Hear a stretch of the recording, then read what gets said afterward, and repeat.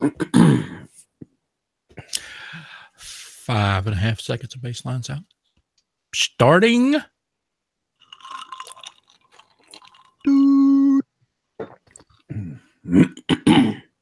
Now. Will, come on, man. Hey. We're trying to have 5 seconds of baseline sound. Come on.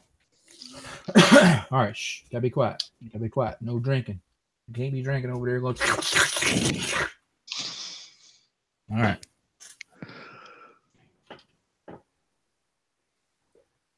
Oh my! I can still hear the damn dog. He's licking his chops.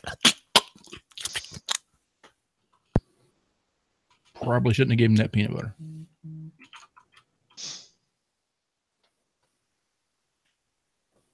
Did y'all hear him? The real worry is how you gave it to him. It was on the end of my finger.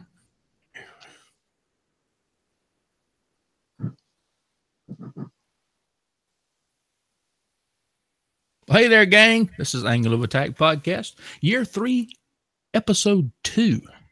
And we are ready to kick this monkey, so strap in, hold on, and let's get this ball rolling. Gravy, what you been up to, man? I just did a lot of cringing, I suppose. Something about the monkey strapping in and holding on. Yep. You've been there. You've known me for all of your life, so. Oh, don't remind me. You know about Other than that, I've been doing pretty good. I think I'm the only person I know who hasn't had a cold yet. Yeah, on this podcast anyway. Yep. Speaking of which, Mr. Duck, man, it is good to have you back. How you doing? Oh, just recovering. Head still stuffy, but finally over the hump on this cold, I think. Right. So what you're saying is you're humping the monkey. Oh, now I remember that. Here it comes, humping the monkey. Now everybody remembers the Sif. Humping the monkey. Ron, how you doing, brother? Oh, Cathead, I am here. Been busier than a one-legged man in a butt-kicking contest, but having fun doing it. How y'all doing? Well, doing good. I'm glad you're having fun kicking butts with your one leg. Roll Tide. Roll Tide. Might as well get that out the way. That's right. There are a couple of Bama fans on here. I am one of them, and just because everybody says, hey, you know, you're a bandwagon jumper and whatever. I love their football. I love the way they play football. It's in the trenches. They run the ball. They beat you at football. And that's what I appreciate about it. And I have been a fan for quite a few years now, so it didn't just happen. However, Ron lives there, so it's mandatory. Yes. That with a gun. They say, okay, you're a Bama fan, and here's your weapon. What caliber do you carry? Right. Yep. You get free rounds for life, I believe, if you live in Alabama. That's right. I'm moving to Bama. I know, and all the deer you can kill during season. Oh my goodness! Well, up to 2 a day. I hunt them with my bumper. Oh, really? You can kill yes. That's how they do it. That's 2 a day. 2 a day, as long as they aren't $2. That's like ducks. You know what I mean? Wow. That's like holy crap! 2 a day. If you can like vacuum seal all that meat, and they have to buy a slice of hamburger or nothing, man. Just deer steaks. Now, what's an out-of-state hunting license cost? I want to say it's in the hundreds of dollars. It's definitely worth coming over if you've got a good place to go hunt. Put it that way. Yeah. Well, do we have a good place to go hunting? Well, I only have 12 acres here, but a friend of mine. A lot of deer on 12 acres. Yeah. Just walk out there with a flashlight when I take the dogs out to water the dogs. I take my flashlight out, and usually I can see eyeballs up in the tree lines. Yeah, there's not an issue with that here. I think I can sit in my living room and shoot all I need for the year. So the problem is I live in a city limits. Part of my property, this 12 acres, is in the city limits, and there's a corner piece of about, if I'd had to guesstimate, it's between 2 and 3 acres. It actually sits in the county, so it's legal to shoot there. Mm-hmm. It's kind of a weird, funky thing, but that's not shoot into the city from the county. I guess that's the question. Yeah, but the rule is as long as you're 50 yards from a road, a right of way, then you can shoot. Yeah. Check your law. I got a buddy who shoots deer in his backyard with a crossbow. It's legal if you use a crossbow. Crossbow's fine. I'm talking about rifle. All right. Anyway, airplanes. Yeah. Okay, airplanes. Sure. Yeah. Whatever. Yeah. Airplanes and stuff. Well, Well, I'll tell you what, I'm not sure. I think I kind of want to hear this tip because it may be very useful here in the next few weeks for me. And Duck, don't bring it to us. So, Duck, why don't you bring us this week's Just a Tip? Well, being springtime and being the fact that everyone's glue has sat around and, well, mainly the plain reassembling glue of choice of epoxy for especially the 5-minute variety for when you're stabbing some planes back together. A lot of times if it's been sitting for a while, it will the resin will harden and crystallize and just become a brick. That can be a huge problem when you're trying to do something and you know you have glue and you find the glue and it's all jammed up. So solution for that, you take that epoxy, throw it in the microwave for 15, 20 seconds. Just the resin, by the way, 15, 20 seconds.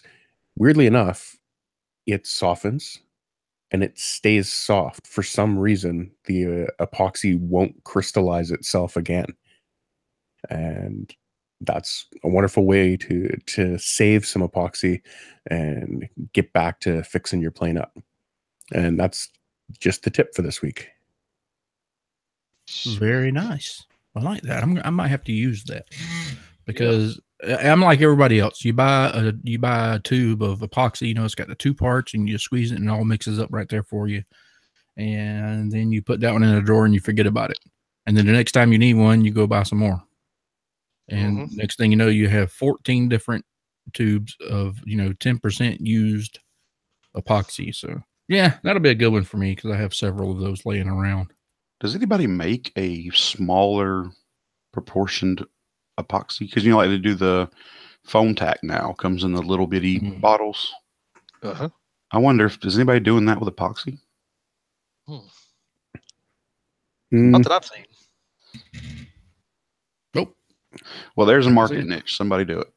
Yeah. Well, especially if it was. Well, I think Loctite has a very small. I don't know what the size is, but it's a smaller than average. It's smaller than like the Gorilla Glue epoxy. Probably costs more than the Gorilla Glue epoxy if I'm thinking of the same thing. It probably costs the same, and you're getting half as much. So yeah, that's what you get when you start asking for smaller things. Yeah, it costs more for some stupid reason. Yeah. Anybody else seen any? Carl? There are some epoxies that can be like mixed together by hand, but they're not the type of epoxy that we're used to working with. Normally, I tend to buy them in, I want to say they're like 3 or 5 ounce bottles for going to the field. Yeah. How many ounces in a pop can? Is that like a 12 ounce, 13 ounce? Yeah, 12 ounce. In the States, anyway. Yeah, so it's about a 5 ounce bottle I'm normally buying in. That is 355 milliliters. Sure. It is. Oh. You can Wikipedia that. I don't believe Wikipedia because there's people like me that'll just type crazy stuff in there. Let me know what you edit. I'm looking for some fun reading. Could do a whole YouTube channel of that. I'll get right edit Wikipedia. I've got a question. All right. Does the microwave trick work on CA that's thickened up in the fridge? Negative. I didn't think so. Actually, there's another tip too. I tend to keep CA in Ziploc bags with large desiccants that came in electronics or whatever. Yeah. Actually, there's a use for the large desiccant bags that come in 3D printer filament spools when they come shrink wrapped. They'll usually have a pretty hefty desiccant bag jammed in the middle. Yeah. Extra bonus tip. If you keep your epoxy in a warm bath of water, it stays much easier to use. Mm-hmm. Yeah, another thing to remember, if you just need a little bit, a bunch of times, then the best way to do it is to buy a bulk of, the hardener and the whatever the other thing is. And you can mix whatever you need. So, couple tongue depressors, and you're ready to go. You can mix up whatever you need and don't have to worry about wasting it. Have you seen the epoxy gun type deals? Yes. A hot glue gun that fits that bulky double syringe thing. It makes it look like a lot easier to use. Yep. And if you get the proper nozzle for it, it mixes in the nozzle. Oh, that's awesome. But the nozzles are one-time use. That's Now, not awesome. my favorite part. Come on now. Actually, a little huff. There's another pro tip. We'll Get get an tip this week. The ketchup cups. The little paper cups for ketchup that you get at the fast food joints. Oh, yeah. Grab those and use them for mixing up. Oh, and from Starbucks, the little I thought those were disposable shot glasses. Since when have you measured? Well, you have to at McDonald's. Yeah. They frown if you're just... Yeah, they don't like you drinking out the bottle. Yeah. Just chugging ketchup. Table all by yourself, chugging ketchup. Especially when you're chasing it with Mountain Dew straight out the fountain. Just watching the kids play on the playground. Oh, this is getting creepy.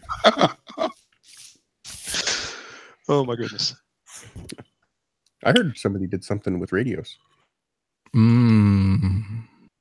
Yeah. They Did you did. hear about that, Cat? I did. I heard that one of the co-hosts tonight drank the Kool-Aid. He abandoned Futaba. Yes, I did. They are Oh, talking about me, okay? I'm sorry I did it. I didn't realize Futaba got abandoned. Yeah. Futaba is, well, I won't say abandoned. I'm going to keep my old 7UAF around. That's because nobody else wants it. No, I will straighten you out on that one. Somebody does want my Futaba fast system, and they want all 10 receivers to go with it. Good I Lord. will be selling the entire package to a gentleman over in South Carolina this weekend. And that's another thing I want to talk about. He called me tonight, and he just got burned on an online transaction on RC groups. Mm. And he was going to shell out some cash to me, and we're doing it not through PayPal because of the fees and everything. We're doing it through like a Walmart, cash to the service desk. Yeah. And I told the guys, like, you can look at my online presence on RC groups. I'll give you my eBay. I said, I'm active in ham radio groups. I buy and sell on, radios and airplane stuff. I said, what other, I can't tell you anything else besides you will get this radio equipment when I get my money.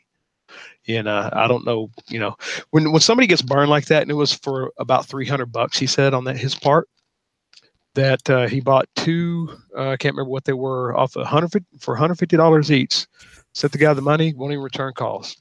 Even has his phone number. So anyway, getting back to the main story, I'm ditching the fast system. I drank the Kool-Aid. I ended up buying the new Horus X10S. And let me tell you, that is a fantastic feeling radio. And I've got my first model, or I had my first model programmed into it. I was flying my little King Kong 90 GT on it with the FR Sky XM Plus receiver. I mean, come on. All right, hold on. Let's back up in the story. Yeah. What made you want to change? I mean, what about your Futaba? And it's okay. I mean, it can just be I wanted something different, or you might have an exact reason. Futaba is not doing this, and this is what I wanted. So, what drove you to jump from Futaba into the Free Sky bandwagon? Wait, is it Free Sky or FR Sky? Let's back all the way up. Technically, it's FR Sky. It is, but everybody calls it Free Sky, right? Free Sky. That's what I thought. It has been said that that's how it's properly pronounced. Okay, so we'll say both. All right. What made you get one? Bang for the buck. Plain and simple. I'm tired of paying. I can understand that coming from $80, $130 for a good receiver with no telemetry. And now with the telemetry being the staple, if I'd have upgraded the Futaba 14 SG transmitter, that's $5.5 right there. That's $550 just for the transmitter. Plus receivers that are capable. Plus receivers, exactly. You know where I'm going with this. So I turned sensors plus hubs plus. Yeah, that's another thing. I've got, I picked up a slew of voltage sensors so I can monitor, battery telemetry for $2.95 for that sensor that plugs into the smart port on the receiver. Mm-hmm. That I paid $20 for the receiver. Yeah. That's like for a how many channel receiver? 16 or 32. It's an 8, isn't it? Or is maybe it's normally one? I think it's normally the 8 that you can make half of a 16, kind of a modular 16 design, which I like. Yeah. Unless it's got S-Bus, and then it will output all 16 on S-Bus. Yeah, it's an S-Bus receiver, and it's one of several that I've purchased already. So, I mean, I've got a handful of X6Rs because I'm flying a lot of my stuff on 6-channel receivers. I only need 5. Everything's got flaperons or two aileron servos.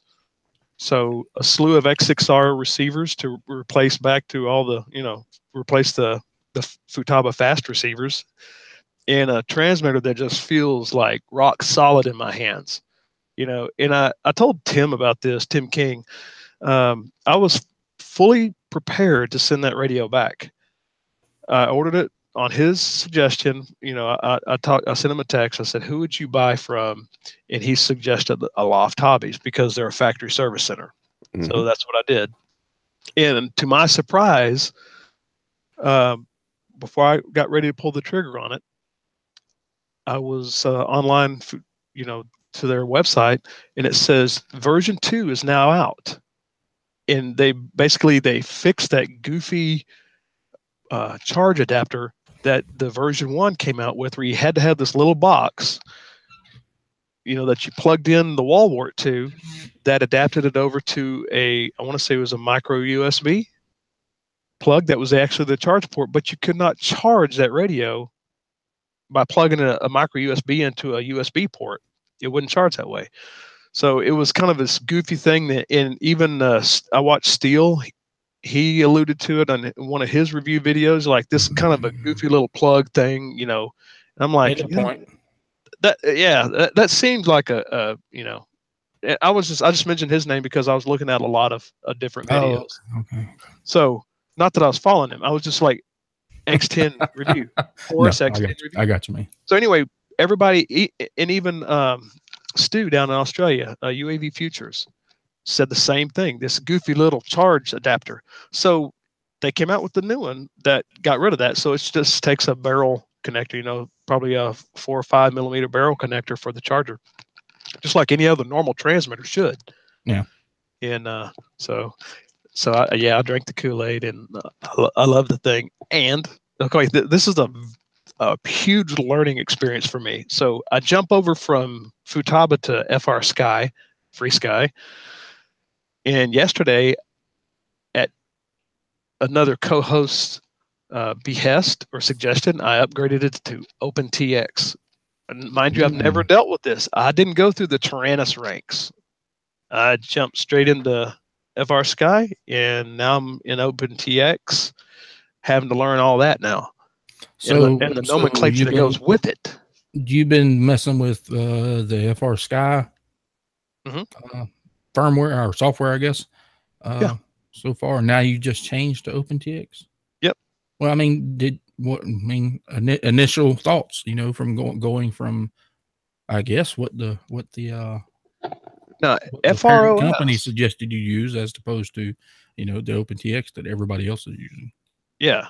Now, don't quote me on this, but I think FROS, Free Sky's operating system, went through a major revamp for this radio, because what I heard, and I could be totally wrong, what I heard that came with the previous radios, the previous version of the Free Sky operating system on the Tyrannus, maybe the QX7 and the Horus X12, I don't know, that what came out on the X10 has been updated, so to speak. I had no problem manipulating that software.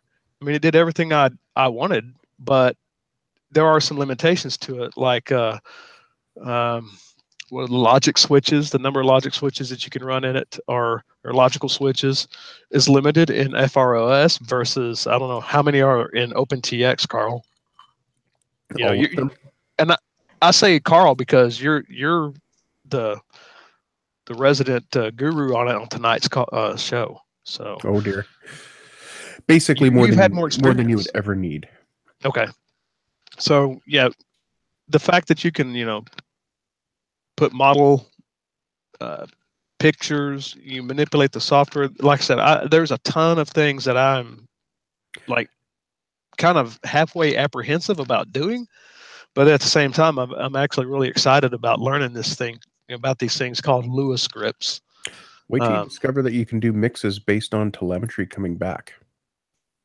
Yeah. See, there's so much reading and learning that I have to do now. I had to play catch up. There's a lot of catching up to do. Don't read. You've programmed before. Yeah. Just fool with it. But I need to get the nomenclature down. Why the whole FR Sky thing of inputs and outputs. Yeah, kind of the Free Sky API. Mm-hmm.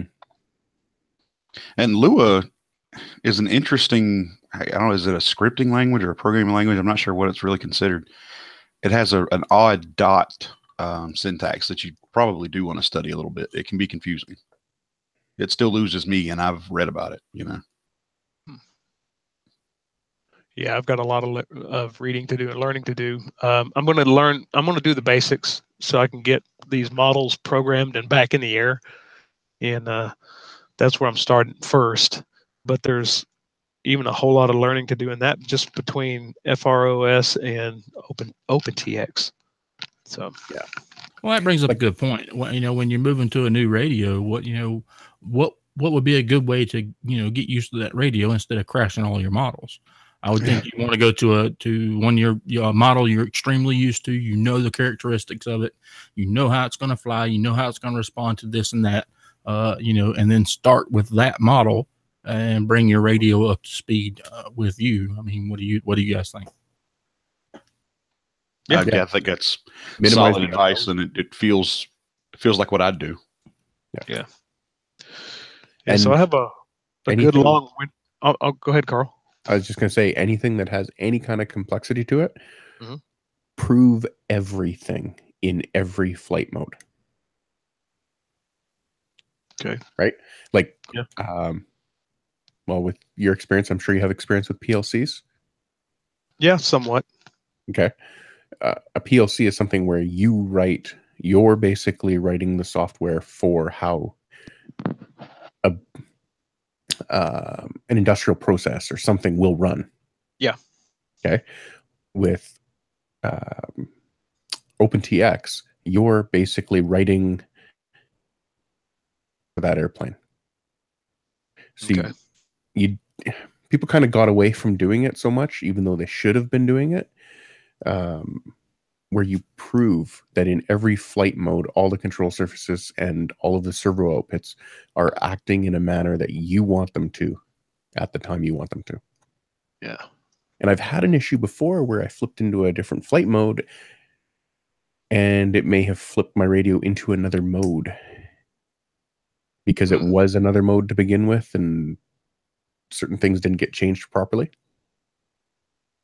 But that was a programming error on my point on a very complex model that didn't get found out until the model hit the dirt. See, I guess that's my point with the whole Free Sky explosion with everybody going. That just seems like a lot to me. I guess you have to enjoy that type of in-depth involvement in the radio before you can enjoy that radio. Because to me, I don't want to make sure that when I flip to this flight mode, that I'm not changing the mode of the radio. It should know that when I change to this flight mode, I'm assuming it went to mode 1. Is that what you're telling me? Or basically what ended up happening is I remapped some of the channels. This was all something I did in my own mistakes. I remapped some of the channels, but I forgot to remap them for all flight modes. And I'm using pitch and throttle curves on each flight mode. And then one of them, they were referencing the wrong input. It comes down to, I think, Carl's putting more control into a model than you or I do, Kat. Because, I mean, we don't tend to have a ton of settings. We got like 3 sets of trim, you know, whatever, and we're done. But that's not to say the radios we have won't do that. They will. Right, but it's not me having to go in and say, okay, when I tell you this model is a 4 aileron servo whatever, then I have to tell that for every little change I make. It automatically knows if I change this model, then it's still looking at the very first thing that I put in there. No, it really do the basics for you pretty well. Yeah. Well, and it doesn't sound like you don't have to go that does. hand. Well, FROS, Free Skies operating system, did do that. It was very user friendly, so to speak, and that's coming from a Futaba guy who really have to know how Futaba programs. Yeah. Yes. Like reading hieroglyphics. Yeah, exactly. And I was able to get that little King Kong flying, that little quad flying in record time. So, like I said, with OpenTX, it's a little bit different animal now. Yeah, and that's all I'm saying is, like anytime you set up a new model, you should be proving that all of your control surfaces move as they should. Yeah, sure. But I made some pretty base level changes on that model without changing. Actually, I think that might have been the model that got transferred from one Tyrannus to another. And that may have been my problem because one started out as one mode and another started out as another. Come to think of it. Yeah, but like these are fairly large model files. Yeah. A whole bunch of feedback from telemetry. Like if voltage dips, my head speed changes. Okay. So that's the kind of stuff I like to tinker with. You know, like, let's say for an airplane, if you start getting down to a lower voltage, battery pack voltage, maybe limit the amount of throttle that you can have, you know, bring it down 10, 20%. It's like, hey, why can't I get, battery, you know, about that time the thing starts squawking at you that the battery's, you know, the pack is low. Yeah, and the other thing you may want, I don't know if you run anything more than 6S. No. Okay. 6S is the largest right now. The only time you would need this is if you're more than 6S, is if you want to run those the cell voltage checkers. Yeah. That feedback telemetry, that nice little displays and everything. Yeah. If you want to run 2 of them, it's not, they come with the same address. Everyone you buy has the same address on them. So you have to change the address on one of them so it knows that you actually have 2 batteries. Okay. Yeah. Otherwise, it thinks it's multiple batteries in parallel. Yeah. Yeah, they just have a plethora of sensors, don't they? I was reading their website and going, good grief. Oh, their current donut? That sealed the deal. Pretty much all I need for telemetry is the current donut and the cell sensors. The current what?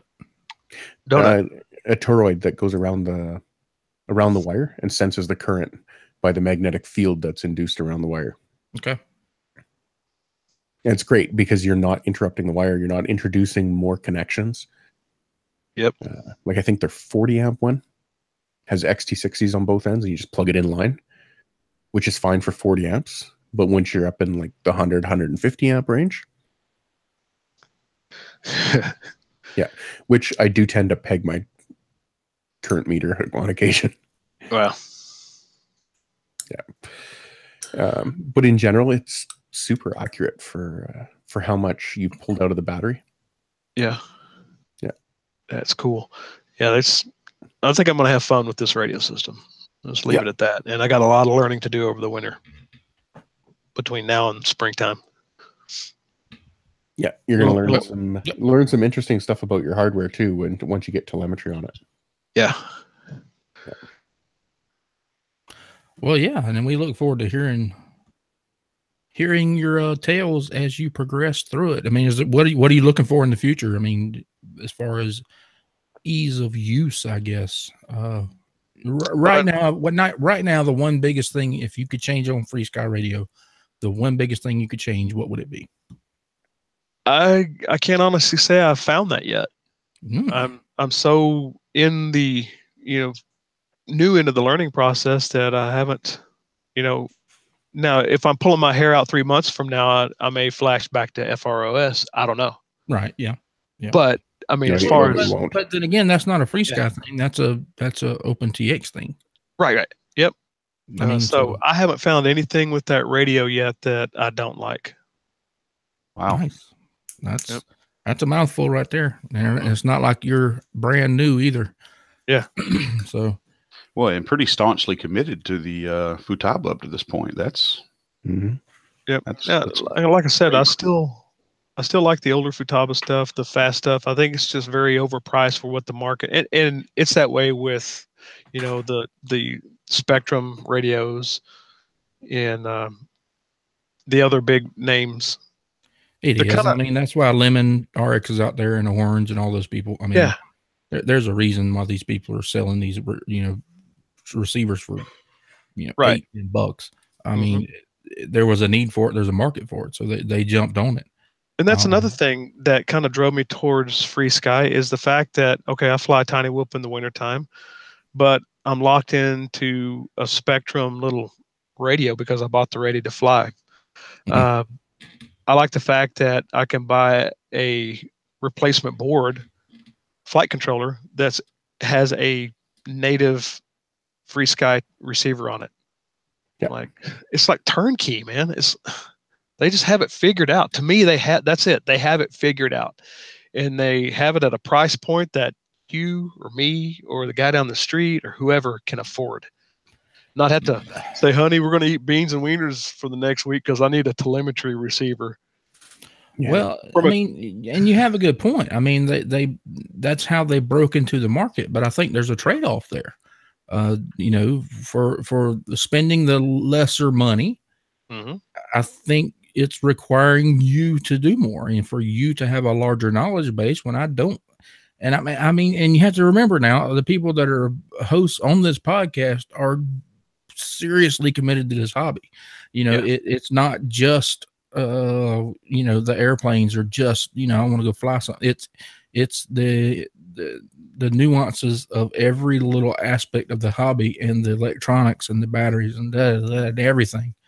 So when you talk to a group of people like us, we don't necessarily mind having that trade-off because we don't mind delving into it and learning the programming behind it. Yeah. But when you look at Joe Average Hobbyist, is that a trade-off they're willing to make? Okay, I can get this radio and it is cheaper and the receivers are cheaper, but am I willing to go through this massive learning curve in order to be able to just, go fly my plane on any given Sunday? Yeah. We will have to do some counting at Null this year, but I'm willing to bet that this year we start to see it really turn where you see more Tyrannus than you do Spectrum. I bet they'll come close this year because now, granted, that's a select community too. That's a pretty aggressively committed community of pilots as well. Those aren't just average hobbyists. You don't bother to go there. Yeah, but I think your average hobbyist does own an DX6. Probably, especially your newcomers.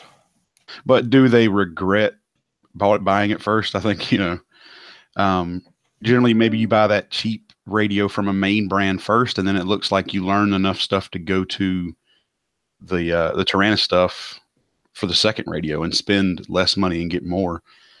And maybe it's the trend in most hobbies right now is away from physical and more toward computing. So as the physical end of building an airplane and all that has gotten really, really easy now, the complication, the nuance is going to be in how you program the electronics of it all. I think that may just be another shift in the hobby. Well, I don't know. There's a couple points there. You can't compare Tyrannus to Spectrum or Taranis to High-Tech or Taranis to Futaba. I think you have to compare them categorically. And by that, I mean the Taranis radio, there is no other radio out there like that, where you have that much involvement. But you don't have a choice. You can't say, I don't want to have that much involvement, but I like this radio, and go fly a Taranis. You have to have that much for right now. And I'm sure they're making strides every time they release a new OpenTX, or, you know, to get that to where it is a little more easy and a little more push button for guys like me. But I don't think you can just compare Taranis to Spectrum. I think you have to compare Taranis's OpenTX to a market that doesn't have OpenTX. But I think, Kat, I think you're splitting the two parts. You're splitting the radio, the physical radio, away from the operating system. Now, my question is, what comes native when you buy that Taranis? What comes native on that X9D? Will that Sky OS? Right. Is that easy to understand? I've never dealt with it except for what I've dealt with on this X10S. Yeah, and I didn't deal with it at all. No, yeah, and I mean, I guess that's my question. I've always understood that even FreeSky's operating system was more of a bugger. I guess to learn. It's not just click, click, click, click, and then my plane's ready to fly. It's more involved. And I think anytime you have to hook it up to a computer. Yeah. Well, I guess that appeals to a certain crowd. Yeah, and it does. That's just not. I guess that's just not the part of the hobby you enjoy. And I guess I can see where some people that might be the only thing they enjoy. Well, I guess what I'm trying to say is there's more people like me, right now. You just want to turn it on and go fly, right? But for the most part. I'll tell you what's interesting to me about FreeSky is I haven't seen them really advertise in the way that the other manufacturers do. And they're still gaining popularity at a pretty alarming rate, even with the complication Cat talking about. The market that's adopted them the fastest is the drone market of brand new pilots who've never touched any of it. And I think I can explain this here, because I think I can explain why it's so popular with the quad pilots. There is no advanced programming needed for a quad. All you do is assign one channel per. Yeah. And you're done. And then you can add your telemetry and like what you do with your voice alerts and all that stuff. That's the fancy stuff that doesn't actually affect your flying. Yeah. Everything else with the flight controller. Yeah. Yeah. And that's the reason the Taranis is so popular, because you don't need I'm just going to go quotes here. You don't need the FOG programming, right? You don't need all of the stuff to do the big airplanes and the giant scale things with millions of servos or tens of servos, whatever. You don't need that when you're doing a quad. All you need is maybe 8 outputs. And that is it. Right, Duck. If you're only flying quads, you're definitely one of the dumb hobbyists. You're definitely right about that. Well, and I think that's what I'm glad Carl said all that, because it leads directly into what I was going to say. I think FreeSky came in at the perfect time for their product. I don't think you could go back in the history of this hobby, and I don't think you can see where that meshed as well as it is right now, with the boom in multi-rotors and this radio coming out that's going, hey, look, not only are we good for the quads and the stuff that you're flying, but we're also the little rebels. We're the outside guys. We're not these mainstream. We're not Spectrum. We're not this. We're not that. We're the backstreet guys that just have a really good product, and we're just trying to make it. And I think that's what also appeals to people that are to the type. Oh, gotta be careful here. To the type of person that's coming into the hobby right now and just going toward the multi-rotor aspect of the hobby. I think they like a lot of different things about that Taranis, And those people are also attuned to, they don't mind if they have to hook it up to their laptop. It makes it even better because they enjoy that. Well, first off, but we got to be careful not to leave those FOGs behind, because those people have been in this hobby for a long time, and most of them got a lot of money. And that knowledge needs to be brought forward too. It really does. Well, first, we're not all Backstreet guys. I'm going to let Cathead have that all to himself. Second, I think they both, the quadcopter craze and the Tyrannus came to the market at the same time, I think because they come from the same place. Just before that is kind of the Arduino thing becoming a popular concept where you've got open source hardware and software. When OpenTX didn't start on the Tyrannus either. Right.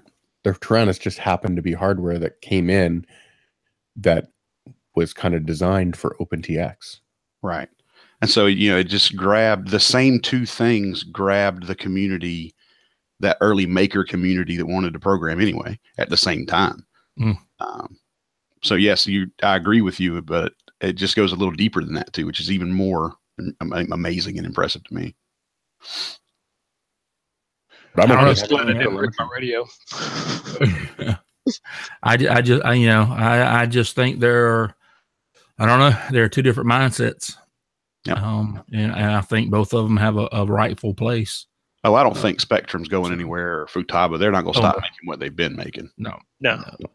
And I guess where it all comes back to is what you were saying about, at NAL this year, we need to, I challenge that, because I don't think you're going to see, along with that, I want you to look at the people that are 50 plus that are walking around with the Tyrannus. And I know that's terrible to do. Oh, it probably won't find many of those. Yeah, I agree with that. But you're still looking at people that have 20 years, I guess, to go in this hobby. And, we have to be careful not to leave them behind. And I don't think we're going to, because even as I say that, I'm reminded of myself that of Futaba. You have this radio, but you can't fly with that Futaba receiver. It has to be this one that follows this. But if you have that Futaba receiver, you fly with that radio. And if that, so I mean, it's a learning curve no matter where you go. And none of the radio manufacturers are immune from that. There's that with FreeSky. There's that with Futaba, with Spectrum, with even Aurora or the High-Tech.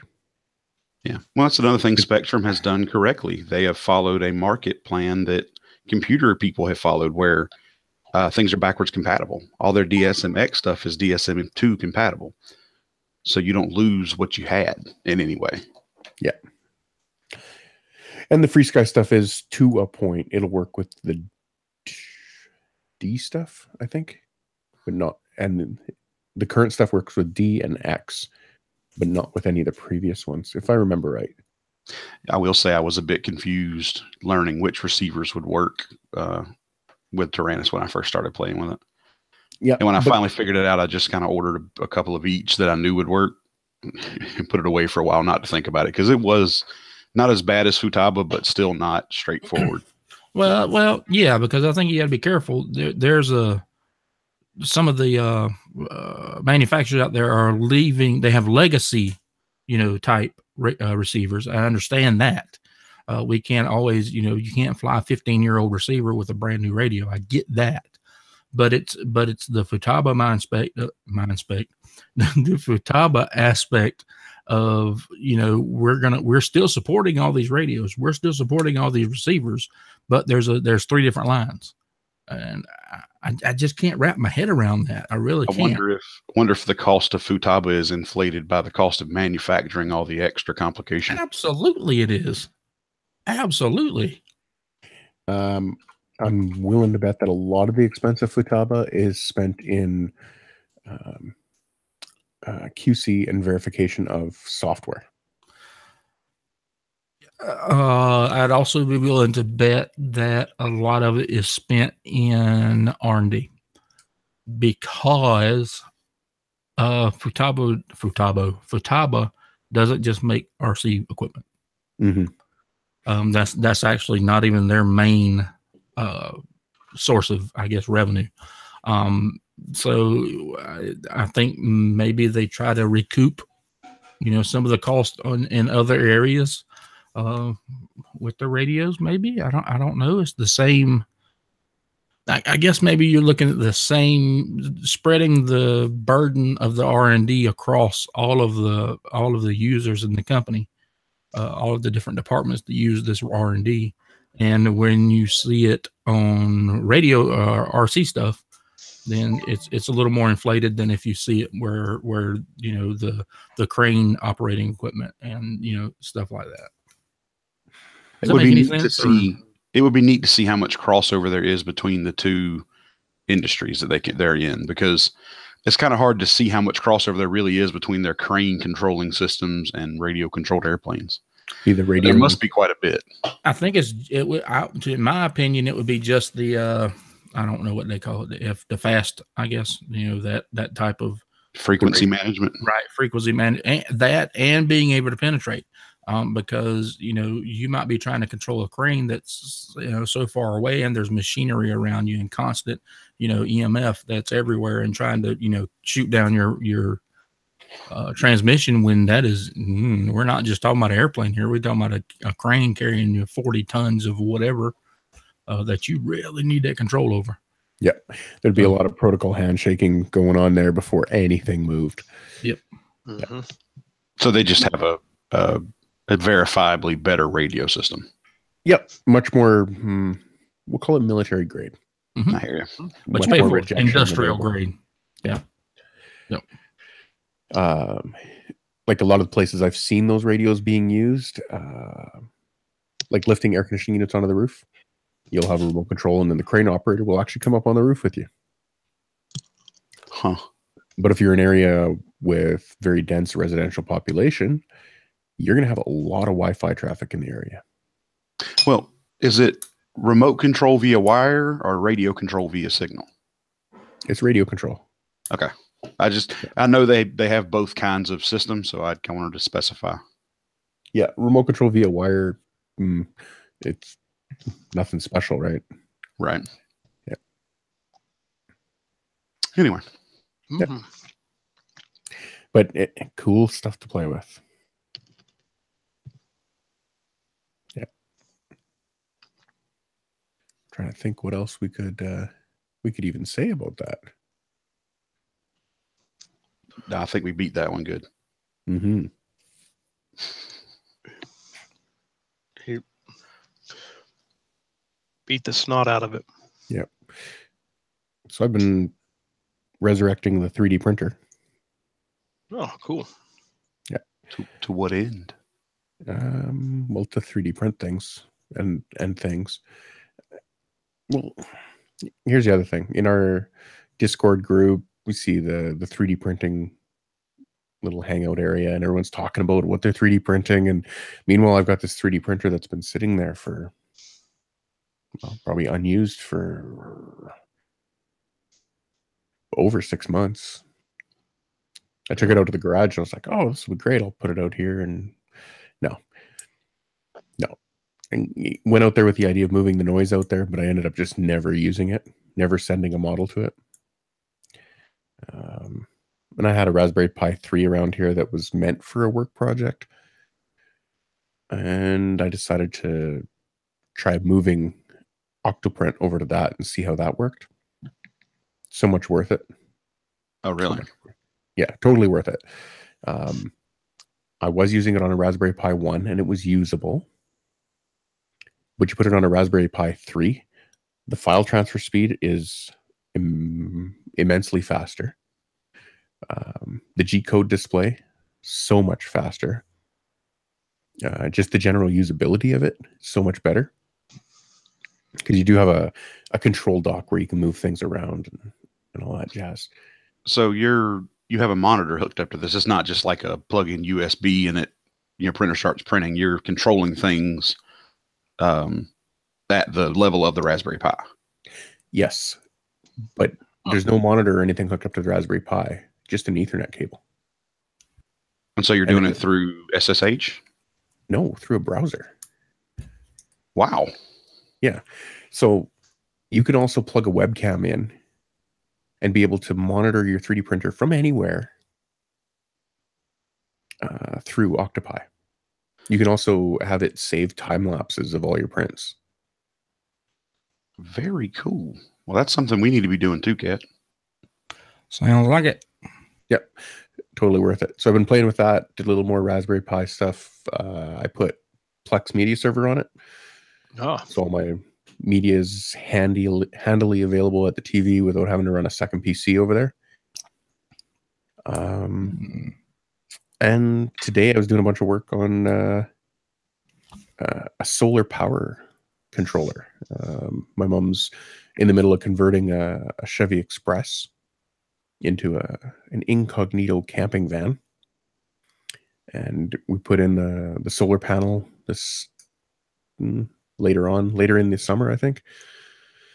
Finally got cabinetry built inside, so I put in the solar charge controller, wired up the batteries, got a few of the things wired up in there. Interesting. It's got me intrigued for a Funfly vehicle.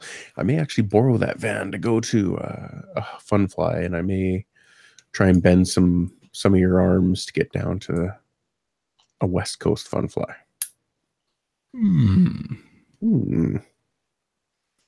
I don't know. You West Coast people got some funny ways. Do we? We still drink. Sure. Oh, okay. I'm good. Yep. Went time. Yeah. Hey, I'll tell you what. Something that I guess it just bounced around in my head, and it may absolutely not be related, but then again, it may. It just might. It just might. Futaba was carried by Tower Hobbies, correct? Yep. Pretty much their go-to brand. Correct. Tower Hobbies is owned by Hobbico. Mm-hmm. And I saw this little article today where Hobbico has filed for Chapter 11, maybe. Yep. Yeah, they're filing for bankruptcy, and it's not the good one, if there is a good one. No. It's the bad one. From what I see, it's pretty much the one that predicates, the doors being chained and people not having jobs. Exactly. The 11. Yeah, it's not good. The final chapter. And I, the Hobbico people are trying to put a good spin on it. They're going, and I understand this from a business standpoint and from having employees standpoint. You put the best spin on it you can and you kind of almost do it with a wink, because they're saying, hey, we want to keep the doors open, and you know what? And there's still a hope. Well, there's always hope that a billionaire is going to buy you, and you don't have to go out of business. Yeah, but I think this is the farewell salute to Hobbico. What I'm hoping. I'm sorry. Go ahead. I'm sorry. I'm kind of hogging that. No, I was going to say, it really looks that way, and even like analysts and stuff are saying that, because there was one particular part of it. They have to announce within 60 days if they do plan to do a mass layoff. Yeah. And then they announce the layoff in April. So, what they're saying is that's the indication once they've announced that. So what can you do in a big business in 60 days? That's kind of the thing. Business. Yeah. Have a billionaire come in and go, I'm going to buy you. Yeah. It needs to be a last minute savior, Deus ex machina kind of thing. There are some, I think from just reading the article, and we'll give you guys a link to it, and it'll be in the show notes as well. There seems to be some dealings goings on. I think it's a proper way to say it. That everybody doesn't see, or whatever. And it looks like there's going to be at least some of the assets purchased. And what I hope that means is Hobbico owns Great Plains and Tower Hobbies. Tower Hobbies, I have been on them for a couple years now, and if they'd have just listened to me, they would have closed. Wisdom of the cat. Yeah, man, what a nightmare it is to go to their website. It just always felt like Tower Hobbies was a bunch of those FOGs I was taking up for a while ago. It just seems like a bunch of FOGs sitting around a table going, it's a fad. It's a fad. these dual wing airplanes. I don't get it. I mean, flippity floppity. Yeah, at some point you have to go, okay, there may be something to this. Let's helicopters. There's something to be there's something to be learned from your competition. First off, keep your friends close and your enemies closer. Second, an enemy of your enemy is a friend. I just don't think they kept up with everything. No, I think they kind of fell behind. They kind of, and it may be an income thing. It may be a revenue thing. They didn't have the resources to do all this. So in saying that, I hope Great Plains doesn't go away, man. It can't. Somebody has got to pick up this line. It's I've been in the hobby for a long time. Not just since you guys have heard me, but I've kept up with the hobby for 20 plus years. And Great Plains is they're a stronghold.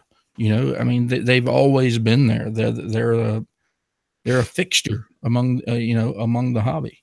And I just can't imagine. They came around in the 70s, I think. Yeah, I want to say it was the early 70s. So, I just cannot see, and all the models, you can't name a model aircraft that someone has made, and I guarantee Great Plains made one, and it was freaking awesome. Yeah, they've done actually two that I can think of, wicked Christian Eagles. And that's a model you don't see a lot of. And so thinking of it, I think that's a line I don't think got a fair shake in marketing. I think Great Plains could have sold a lot better if they had been pushed forward the way FMS was, for example. Well, yeah, and I think Great Plains may have sold better if they'd have stayed Great Plains and not Hobbyco Great Plains. Right. Because what got taken from Great Plains was their lower line of models, and it became Hobbyco models. The Avistar that I bought when I first started this hobby back in 94-ish. God, I'm old. When I started, in 94, I just, it was I believe it was a Hobbyco model, but if you kind of follow everything, it was really a Great Plains model. But Hobbyco kind of, took over they said, okay, we're going to make our cheap line, cheap in parentheses. We're going to make that Hobbyco, and we're going to make Great Plains our premier, and I don't think that played out too well for them, for Great Plains or for Hobbyco. Yeah. Well, there are a couple buried things in this story that struck me. First, there are a ton of employees. They had 332 employees. Yeah. That not only are these people very likely going to be laid off, and then that bunch of, they were actually a pretty large company. They boasted they were the largest hobby product distributor in the United States. I don't know how is that possible? Are they somehow separated from Horizon by the fact that Horizon's also a manufacturer? But it seems Great Plains manufacturer. I don't know how that was supposed to work. There's got to be a word play there somewhere, because they can distribute all they want. It doesn't mean it was sold. Right. And then wait, hold on. Going back to the number of employees thing. Also in that article, it says they were the 19th largest employer in that county. Yeah. Holy crap. I want to live in that county, dude. There's jobs everywhere. Right. You got to think there's 18 employers in that county that have more than 330 whatever employees. Yeah. If you're in my county and you employ 300 something people, you're going to be in the top 5. Really? Actually, this is in Delaware, isn't it? At least Champaign, Illinois. Well, I know part of their headquarters anyway was in Delaware, and that's of note because Delaware tax laws are very favorable. There's a lot of companies that are headquartered in Delaware and don't actually do any business there. Sure. That's a side note. Anyway, we talked about last year, these employees had their stock payments deferred. I forget how it works, but basically they were allotted a certain amount of stock each year. I think it was a privately traded company at that point, and most of them would cash it out and take the money, Sure. that payment was deferred last year, and this year come around, they still haven't received it, but also it's worth 80% less than it was last year. Oh yeah, there was an example in the article of someone having $27,000 in ESOP, 2 or 3 years ago, and now it's worth $5 or less than $5. Yeah, that's a serious kick in the teeth. Yeah, that's really bad people story there. I was thinking further south than the teeth. Yeah, yeah, right nipple. Mommy, daddy button. This makes me wonder, though, does this kind of signal the death knell of balsa airplanes in a way? Are we getting to that point? Well, we still have Balsa USA. Well, Great Plain didn't do a lot of foam, and I think that's what's been keeping the other companies in business is selling cheap foam. Yeah, it is, yes, but I think you'd also be, and I could be completely wrong, and I'd be surprised, but how many Great Plains foam models there are out there. Especially in the hobby co. I guess it kind of goes back to what I was saying a while ago, that Great Plains was kind of the premier, flight line or whatever. So when you look at Hobby Co as a company, how many foam models they had, because what was their line? Because they had the F86 Fly Zone. Fly Zone, yes, they had the Fly Zone line. So I mean, there's a lot of stuff in there. I don't know, man. I hate to see it because it's one more kingpin from our hobby, going belly up. So it's just, well, it was said in the chat, and I think it's true. I didn't catch who said it, but Horizon did their job too well. I think Horizon just made it really easy to do business with them, and it seems maybe Hobbyco lost. So, but yeah, I think you'll see somebody at least buy the names. That somebody will want to scoop up the brand loyalty. Yeah. Well, and I'm sure Tower has a brand loyalty. It's just not in my neck of the woods. So who knows? Tower may still hang around, or Hobbyco as a whole. There's always hope. I just I can't see it. I think it's the farewell tour, man. Estimated 200 to 999 creditors. They had that. $10 to $50 million in assets and $100 to $500 million in liabilities. There's some really wide ranges there. That's 10 to 1. Yeah, liabilities to assets. How do you not know? Anytime I see between X and Y, I always assume it's a little closer to Y than X. Yeah, so between 2 and 999. Well, that's because Hobbyco is not going to put their business out there right now. Oh, no. There are a lot of lawyers going, do not tell them what you're worth, because we can sell you for a hell of a lot more. We're still trying to sell it. I mean, so let's not give away too much information. We had a few major just retail chains go bankrupt in the last year. We had Sears Canada went bankrupt. Mm-hmm. So all those stores are closing down. They're all selling out. They've been having closing out of business sales. And NCIX, a computer store, did the same thing. Now, the thing with these going out of business sales, the creditors are trying to get the most worth possible out of the product that's there. So they're not actually sales. They're also trying to recoup any losses. So, like you guys are saying, like Hobbyco is going to play this pretty close, because you kind of don't want to. You don't want to say there's going to be enormous losses, because there, as Ron said, there is a chance somebody might pick you up.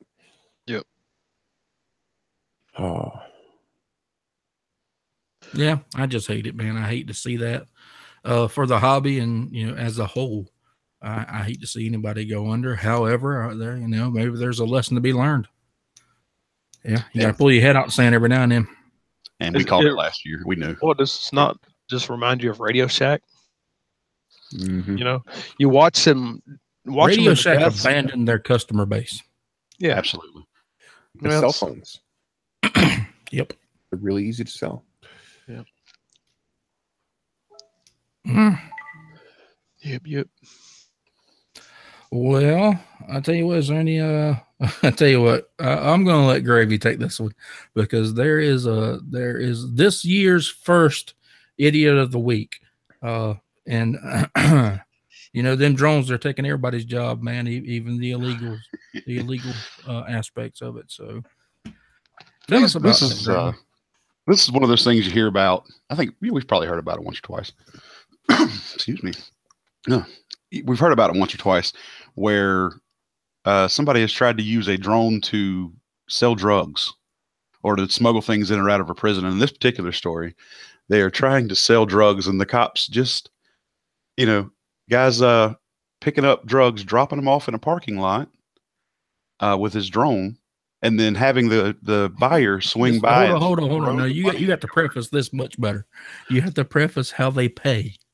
Yeah, much better than that, because this to me is the idiocy of the story. Yeah, once they have received their parking lot, drop drugs, and who knows what parking lot this could possibly be. Apparently, it's taken off out of this person's backyard and flying to a parking lot, and dropping the drugs, and then the people drive by the house and throw the money in the front yard. I can't make it up. Instead of putting it back on the quad, right? Or drone, whatever. Yeah, this is an example of reality being greater than fiction, because you can't make this stuff up, man.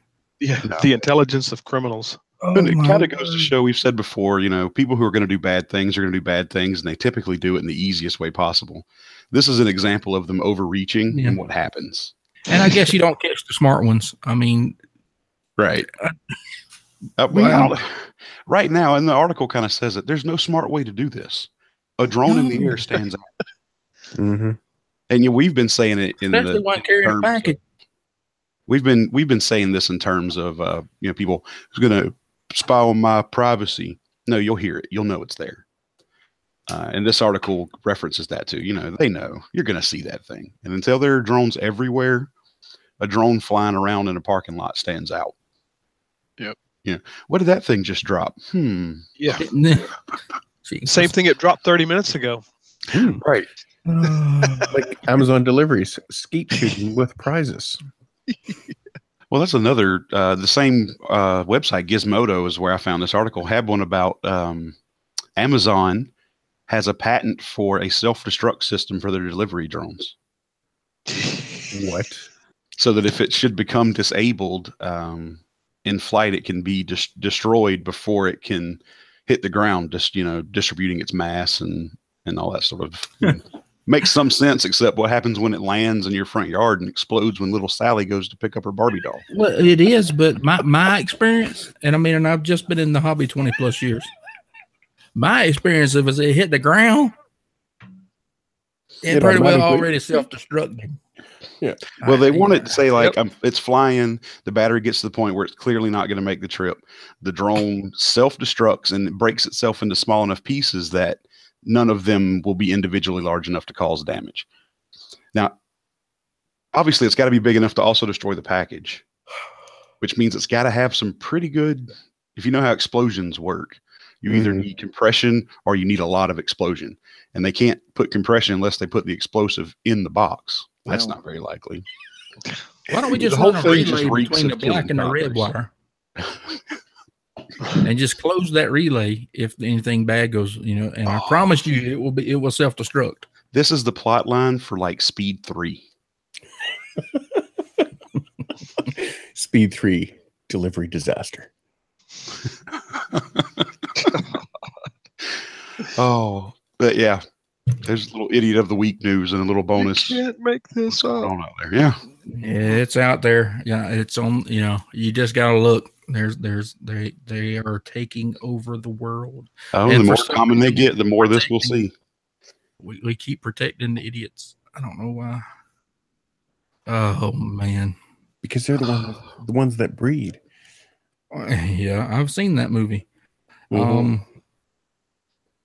Oh, I tell you what, I hate ending on that. So somebody tell us a happy story, or Rombo, what did you get something for Christmas you haven't told us about, or did you fly something that you got for Christmas? Or well, yeah, I did get to you because you're the only one flying out of the four of us.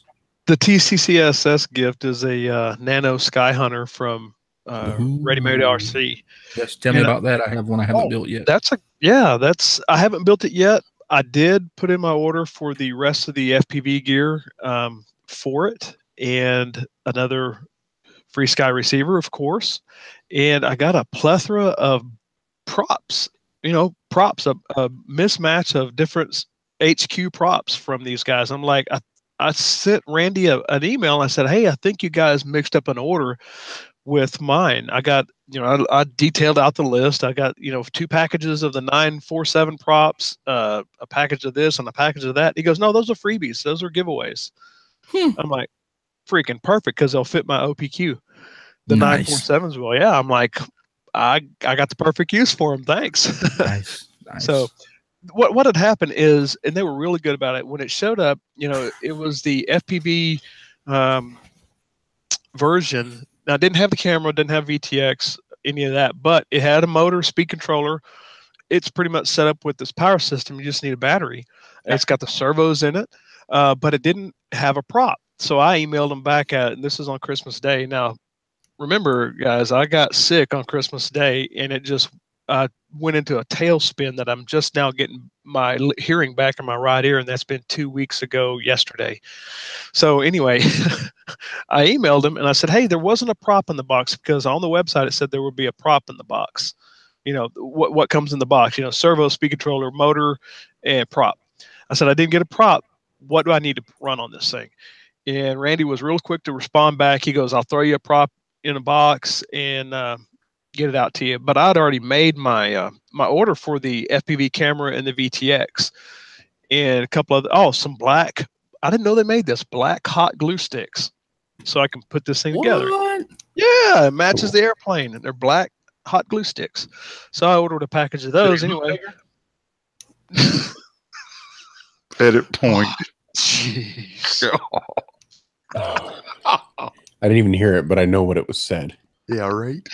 So anyway, Randy sends me the package. He says, I'm sorry that I didn't get it in the props in that box. So he goes, it got out the door before, I could put the props in there. He says, I'm sending them out. And, he ate the shipping on that, which was really, stand up. And they sent me he sent me a couple of 3-blade props for the Nano. And I'm going to get this thing I may need to give him a call then. Yeah? Mm-hmm. Why is that? Because mine doesn't have props in it. Really? Yep. And I got the ready to fly version, add battery and receiver. Yeah. By golly, I'm calling them and I'm getting my prop. And I wasn't calling them which one they sent you where I can get one. Yeah, I wasn't griping about it. I mean, it was a present, man. Yeah. I was just wanting to know what do you recommend? And that's the thing. I can go get a prop or order one from them. I just need to know what it is. So if you would kindly, Mr. Rambo, sure will. As soon as you put a hand on that, let me know. I sure will. Because I don't think I'll have to look again, but I don't think. Man, I had the box, and the ready-made tape hadn't been cut, and I had it for probably 2 or 3 months. Okay. Yeah, I cut it just before Christmas, I believe, and finally, we was moving a bunch of stuff around the house. I was finally getting some of the excess stuff out of here. Anyway, that's a wrong podcast. So I finally cut it with the box and looked at all the stuff, and it's super simple build. I just need to get that thing built, and me and Groovy go out and fly this thing. Yeah. I've got all the equipment to put it together and get it up in the air and spit out some 5.8 gig video. A 200 milliwatt transmitter, and see how far I can get out. It'll be a good little park flyer. Well, and that's what I'm hoping for, is that it's going to be a good little FPV rig, because obviously me and the multi-rotors didn't get along so well. I didn't do it good. So yeah, I'm looking for fixed wing goodiness. Yeah. And I think that's going to be not only to fly more this year, but to get my FPV fixed wing on. Yep. What you think, guys? Anything else? It's been a pretty good show. I think y'all talked about a lot of stuff, and I said some things that were probably, were words. Yeah. You know what all those words mean individually. As long as you don't regret any of those things you said. Well, All right, guys. Well, we appreciate you all of you tuning in live. We had a good live audience this week, and lots of chatting going on into the chat there. And if you want to take part in that chat, you should go over to angleofattackpodcast.com on Wednesday at 8:00 Eastern Standard Time. We will be starting somewhere in that general vicinity, between 8 and 9 ish. So yeah, go over there. It can't be any simpler. I do it, so it's not hard to do. You can see everything right there that you need to get, and follow along with the chat, and get you a Twitch subscription, and get you a YouTube subscription, and go over to our YouTube channel and follow, and all kind of different stuff. So that's a mouthful. And you can do it on Facebook. You can find our Facebook link. You can't do it on Facebook. They frown upon that. But go to that angleofattackpodcast.com, click on the Facebook link. It'll take you to our listeners page, and we'll let you in. If you answer a few simple RC questions for us, just let us know you're not a robot, and you're not in there for, or that all you're of us good-looking fellas. Nefarious reasons. That's right, nefarious. I knew that guy. I swear, I'm going to name my first boy Nefarious. Nefarious McKelvin. That's awesome. I'm calling Neffy. He's going to live up to his name, and you're going to hate it. It's going to be awesome. It's going to be awesome. As long as he does it after he moves out. Anyway, and all you download listeners, look, we don't want to leave you guys out. You mean the world to us, and we appreciate each and every download you give to us. And you know what? Keep following. Tell your friends about us, because our goal this year is to grow, not to just sit idly by where we're at. We want more listeners, and we want more of you guys enjoying what we try to bring to you each and every week. And so tell a friend, tell a family member, get them on angleofattackpodcast.com. Have them download it, even if they don't listen to it, and make it feel better. So with that being said, I guess there's only one thing left to say, and I'm going to leave it up to spin the wheel. Gravy, you get to do it this week. Take us out of here. Fly hard, fly often. This has been Gravy's Chocolate Radio. Chocolate Radio. We didn't really get to products, and I forgot to bring it up earlier, but have you guys seen the Nano? What is this? The Nano Goblin? I just saw it in chat, actually, and didn't know if it was a thing or not. Yeah, that's pretty awesome. I saw a review. I think Flight tested a review. I didn't watch it, but I saw it advertised. So how much is a Nano Goblin? I don't see it, actually. Because the Goblin is freaking awesome. I fell in love with it simply because it has orange on it. So I was like, must have. I gotta have one of them. This advertises coming in under the infamous 2 sticks of butter. That would be weight. Yes. Yes, I'm talking about price. $75 looks like for the high performance FPV plank kit. Holy crap. I don't know what's included in that. High performance leads me to believe there's a motor with it. Included the Goblin quick setup dock, reusable box with plastic handle. That's kind of cool. Flight battery, FPV gear optional. No, required.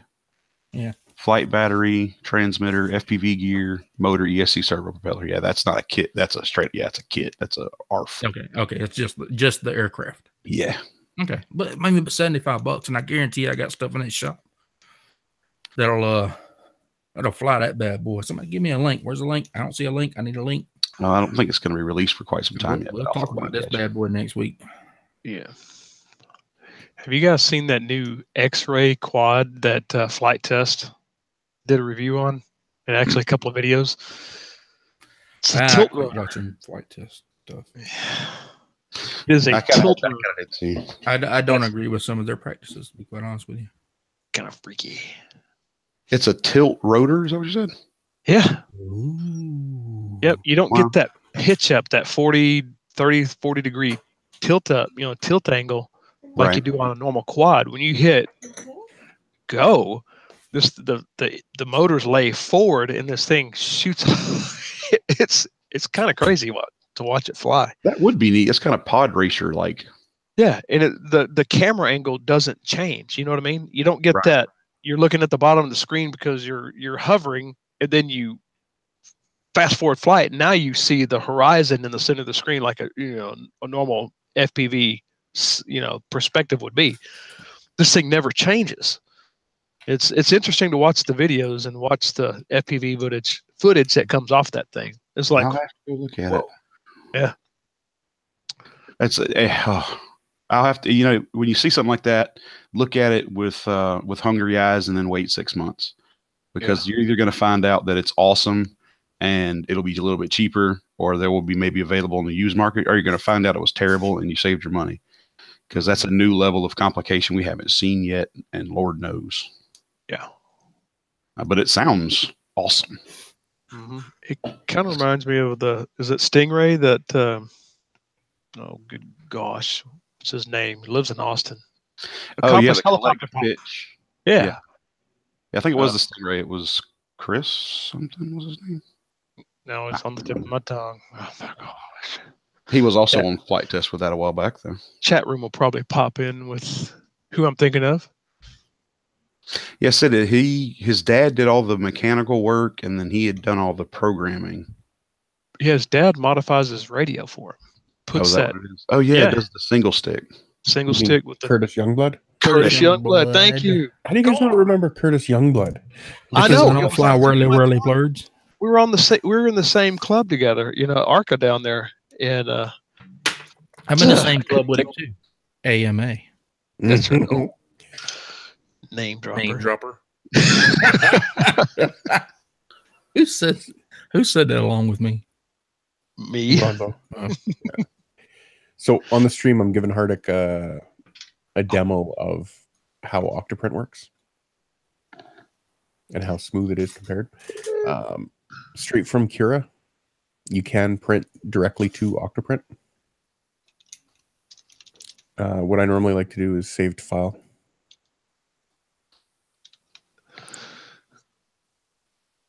That is not the model I would have chosen, but go ahead. Just looking for something different to print. So printer's not even on. So fire up the printer, hit connect.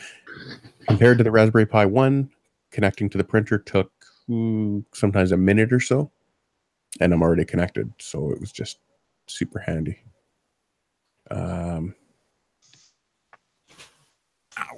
Yeah. You can just take G-code, drag it over, upload locally. You can upload to the SD card as well.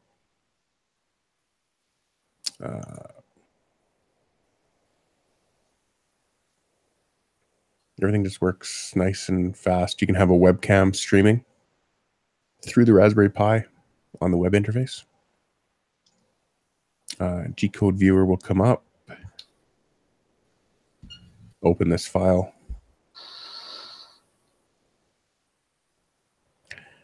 Analyzes and loads. And then you can take a look at any of the layers as it prints. And it'll also show live which layer it's printing. So I'll tell it I want it to print, and it'll queue up the temperatures and all the G-code and just control the printer directly. Fellas, I'm going to have to jump out of here. All right. I got to go down to the grocery store because I'm out of Kerrygold. If anybody knows what that is, maybe Carl, do you know what Kerrygold is? No, is it a type of butter? Yes. It's the grass-fed, non-salted butter I use in my bulletproof coffee. Yeah, usually gold is used in butter names. Yeah. Anyway. Or flour. Yeah, my wife sent me a text. She goes, "You need to go get butter because I'm in bed and I'm not going out." I'm like, all right. I guess I'm it. Tag. All right. Well, have a good night. All right. Thanks, guys. All right. See you around. Good show. All right. Gravy. See you, man. All right. Take care. Kat, have a good rest of your week. We'll talk later. Yep. Bye-bye now. Bye-bye. Bye. You hang up first. No, you. No, you. Oh, remember that? That high school crush. You hang up first. No, you hang up. I just aged 5 years. Thanks for making me feel old. All right. I did my job. Good night. Later. Hardek, you also have the terminal available, so you can write to firmware or write to the EEPROM. This is where I calibrated my extruder, just by writing in here. Calibrating my extruder. Kind of wish I had a webcam set up for it. So you could be a cam extruder? Yeah. I mean, I haven't extruded on cam for years, but... So, the newest version of Optifine's out. I saw that. What is the resource pack that GoFly was using? GoFly. I don't know who GoFly is. Because had he put a link to his stream at some point? You talking about damage? Oh, yeah. So Tom Minnick, not Hogue. Not Doug. Yeah. I like that. Yeah, I know what you're talking about. No, I don't know what it is, but but he'll. Yeah. I don't remember. It seems like he may have told me, but it's some like medieval gothic. Yeah. What plugins are you suggesting, Special K? And Hardek, the main reason I showed you that live is to show you, because I don't want to die, how snappy it is and how quick it operates. I don't want to show you dead. I have a second level to my sugarcane farm now. I got dead the other day. I was flying up to the top of the gold farm and landed in the crush zone. Because that took me forever. You got flying what? I was flying up to the gold farm, the top of it, instead of taking the ladder. Yes. And I just happened to smack into the right spot and slide into the crush zone where the entity crushing takes place. So you don't get out of that. You die quickly. So I was like 413 levels. Ender Pearl. I didn't have any on me at the time. The good news is, though, all your gear just ends up at the bottom of the sorting system again. Yeah, in the furnaces. It collected it for you. No, the furnaces were not hooked up at the time because everything had been flooded. Anyway. But I died because... Did I die again? Reasons. Yeah, things. I don't remember. Zucchini lasagna. Zucchini. There's a creeper in my sugarcane farm. Mr. Special K, I was not aware that there was plugins for Octoprint.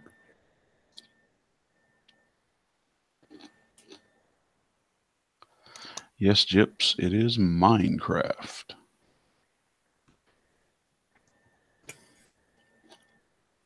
I should probably be ashamed when I say that, but I'm not. Nope. Either. It's like me and Cathead and a bunch of 12-year-old boys. I know it sounds terrible, but we do have our own server. So never the two shall meet. No 12-year-old boys are allowed-ish. He's 13. Must be. Mostly they're not on much, so, you know. Yeah. This sounds terrible. A lot worse than it really is. It's like you said something about strapping on for the monkey show or something else. Oh, come on, man. And then you got your little background comment in there. I wish I could have been quiet, but it got me about the black glue sticks. Oh, yeah. Come on, that was a good one. I would have been completely and utterly and ashamed of everything. How can I do this? I need to. All right, I got to figure. All right, what I've got going on here. I am trying to come up with a launch mechanism. Well, not even really a mechanism. I have lunch mechanism. I have figured out. Sounds like a great name for a metal band. That I have joined that with right gravy in the lunch mechanism. Gross.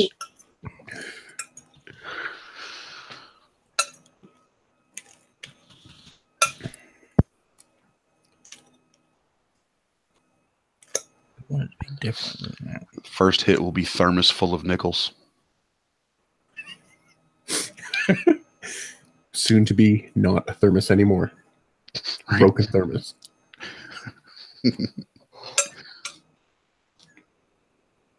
I don't know what any of that means.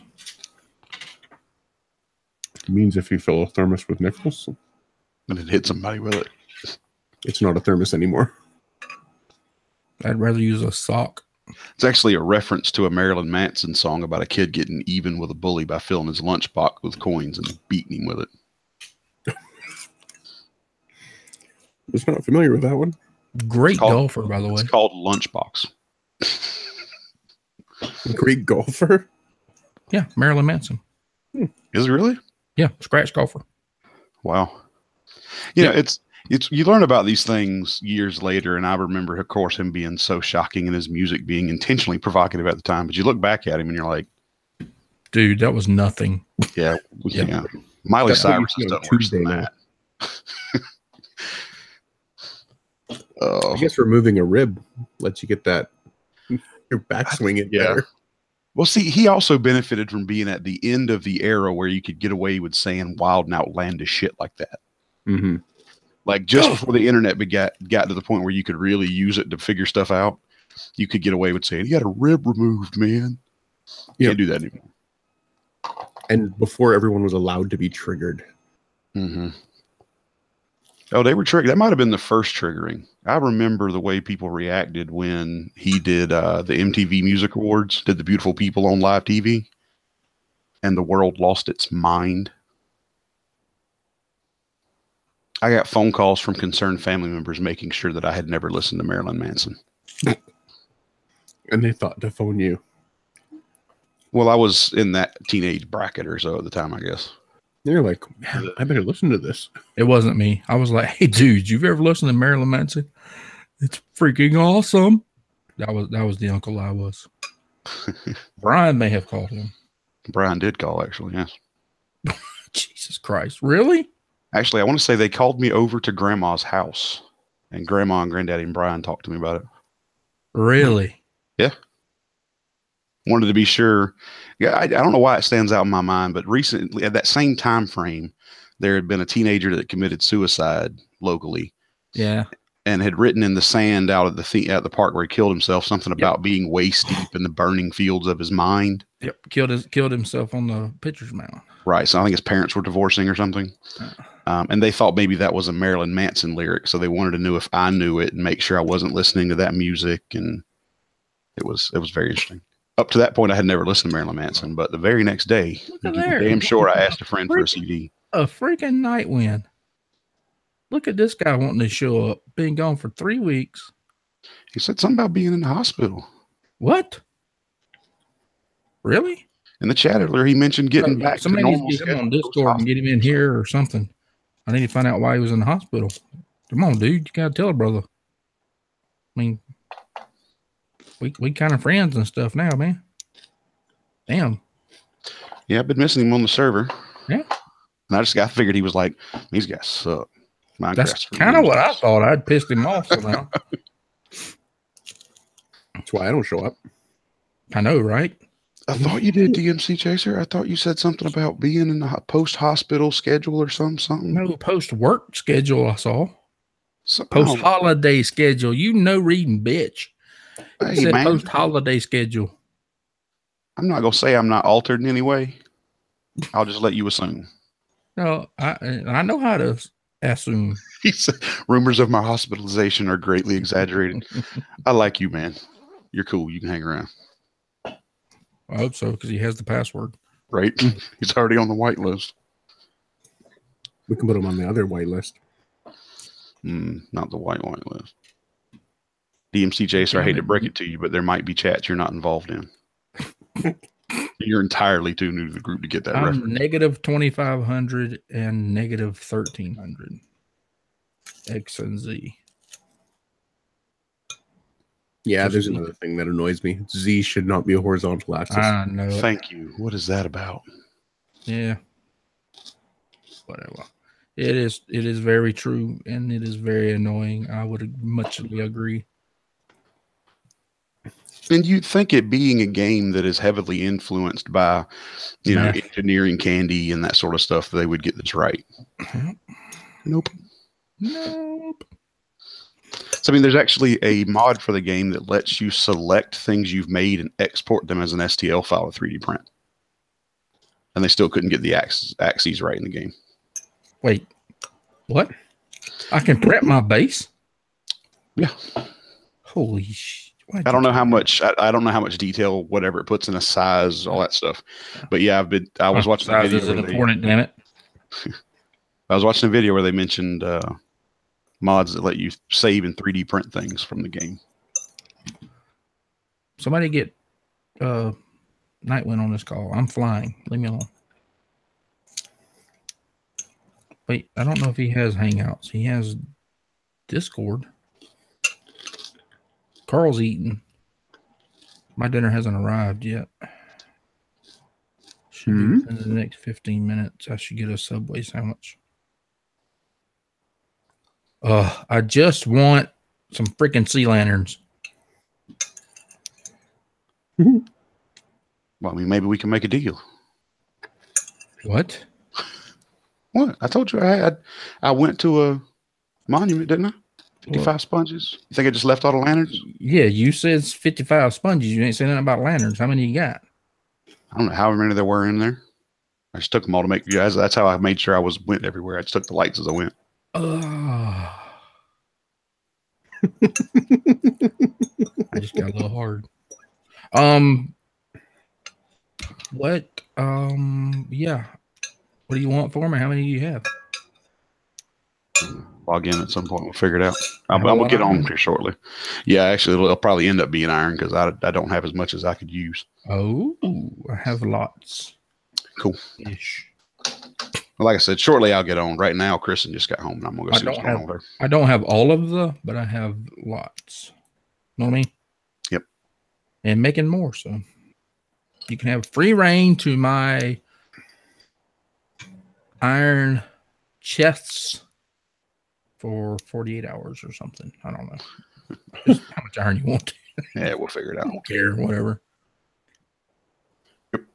Well, if you want to go to my base and pick it up, it's in the chest with all the rest of the Prismarine. With the Prismarine? Mm-hmm. Yep. Okay. Walk in. It's on the right wall, right side. Yeah, I need to figure out what I'm gonna do with them first. I just know I want them. You know what I mean? Yeah.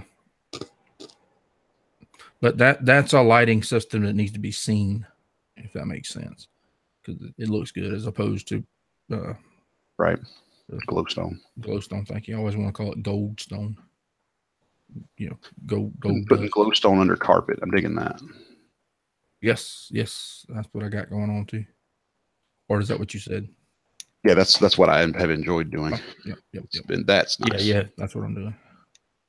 It is, but I also like being able to see the lighting of wait.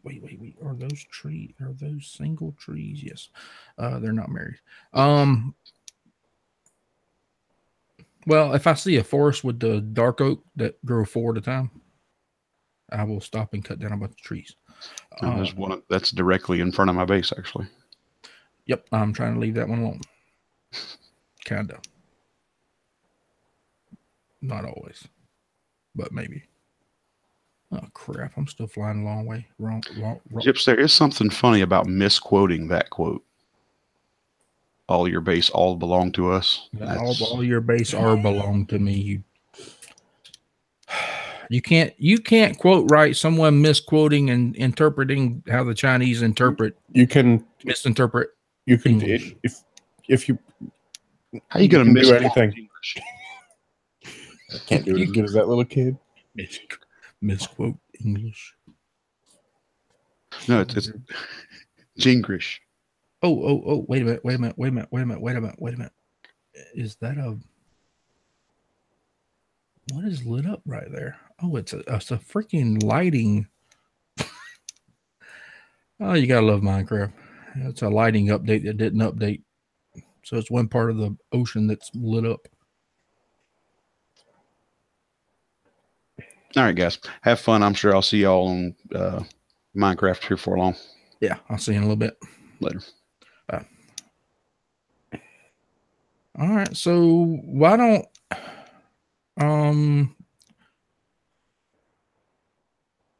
you hush, Jips? I can say all I want because I have a microphone and you don't. Mm-hmm. And that's how we roll in our cold RC. I think maybe I am going to push live on the Squadron of Idiots. Sounds good. I'm gonna actually stop the Angle of Attack YouTube feed. People that want to continue, we can be found at twitch.tv/Angle of Attack podcast. I'll give them a link there, Duck, if you don't mind. I'm still flying. In YouTube? No, on the Twitch feed right there. Oh. Give them a link to Squadron. Because we're growing, folks. We're growing slowly but surely. Mm-hmm. Everyone wants to be an idiot. But not everyone can qualify. No. Yeah. And not everyone that qualifies is an idiot.